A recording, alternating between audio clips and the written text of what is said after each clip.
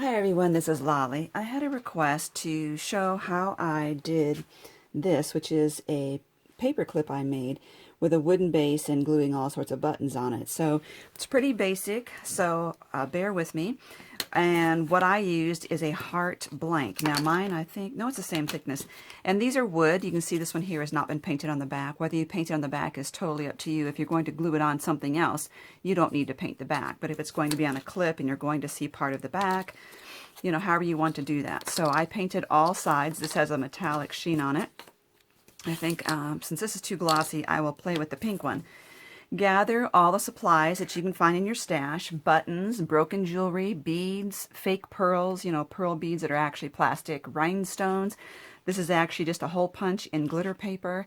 Little rosettes like this, the little ribbon rosette. Charms, little punches like I said. If you use a punch, make sure it's good, sturdy material.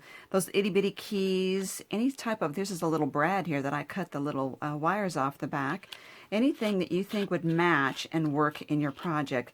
You need a good thick glue for these because they're not all laid flat. If they were all laid flat on here, you could use glossy accents or real watery glue very easily. But they're slanted and overlapped, and I didn't want them to slide off. So a hot glue or E6000, something like that.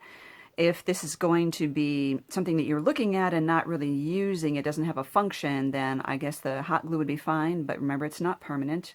So I like to use the E6000.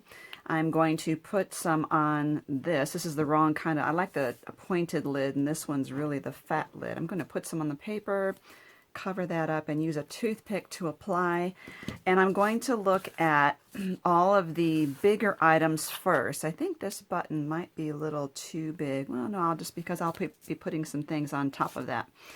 So let's just put some E6000 on the back and plop that down. You want to go larger to smaller, so I just got glue on me. Okay, and so let's see what I'm going to do. I like this bow a lot. We want to have room for everything, so that's why I say go large and then medium and then small in whatever you're gluing on. Let's put that there. Okay, here's another piece I think I'm going to stick. This is a button. So what I do when people send me gifts of just miscellaneous embellishments, they go in this little box, and so I had already dug around in here and pulled out everything that I thought would match and look really cute on this. Now here's what I'm talking about, not flat. See, I want this flower to be at an angle on that button. This is when it comes in handy having a nice thick glue. I'm not waiting for the bottom layers to dry before I'm applying this, so I just have to realize they're still repositionable at this time. I like this, and I think I'm going to put that right on top of that button. Okay, a lot of these I found on, some of these things I found on eBay when I was searching for flat back resin. I'm trying to get this little sucker in there. I think it's cute. I've had a lot of people sending me little lollipops since my name is Lolly. And I thought I'd get a little lolly in there and be cute. Okay, I think I need to get something tiny in here. So for tiny items, if you want to use your tweezers, you know, that's helpful. I find that when I'm picking up beads with tweezers, to pick them up gently, the harder I squeeze, the more they pop out from under my tweezers. Okay, I also have, you can go off the edges too here, so don't be afraid to do that. Oops, get this little bow on there. What I find is when I'm going through this, I can just sort of lay it on there to see if it's going to work for what I'm wanting. And then I'll glue it on. All these strings. Okay. And I think I will do some more around the edge here of these little paper punch outs. They're really cute. I had used as much of that paper as I could, and I noticed that it was still so pretty I hated to get rid of it, so I just punched holes in as much of that paper as I could to use up the last of it. And there's another one right there. Now I could just let that dry right there and see what I think and come back later and add some more to it. One of the things that I really make use of in my work are these little tiny pearlish little beads, and so I have the long ones. Those are really cute.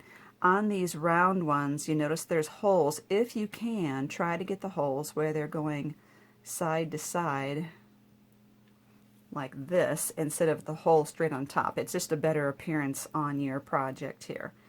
I think I might get a couple of those in there. Let's see if I can squeeze them in, because I do have some holes that I can fill in. And don't be afraid to overlap and put one item on top of another. Let's see if I can get one of these in here. My tweezers are starting to get gluey, and you're going to notice that after a while, so make sure you keep cleaning your tweezers off as you go. And let's get another one of these in there. All right.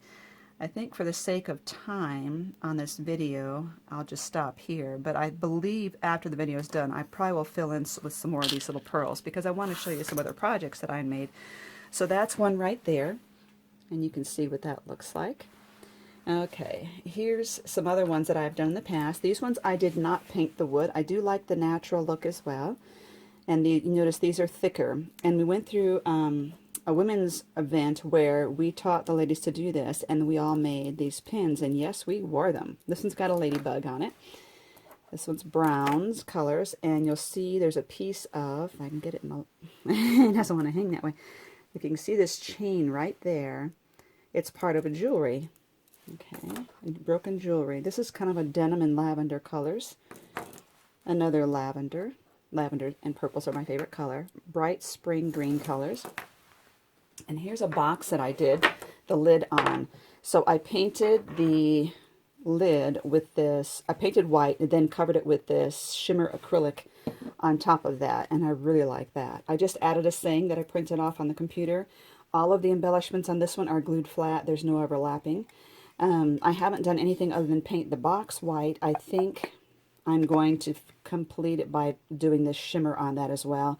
And then I don't think I'm going to put paper or edging on that, because I think this is pretty and decorative enough. I don't want to overpower the box and distract from that by putting something on the side. Here's another project I did once. I was at Goodwill and I saw this plaque, I guess it stands up on a shelf, fell in love with it. So I took it home, cleaned it up, painted it white, and did the edges in a pink. And then you can see I glued a layer of all these different embellishments. There's a little key. And again, I printed off words on the computer and glued them on. Another thing I really like is Swarovski crystals. Those are beautiful to put on items. So there you go. That's just some ideas. And I want to also note that when I'm at the craft stores, I see what's really popular is these wooden letters. They're about that big. You could get a letter of your initials, and you could do this. It would take a lot of embellishments to cover them up, but it would be gorgeous. You could do all one theme or do each letter a different color.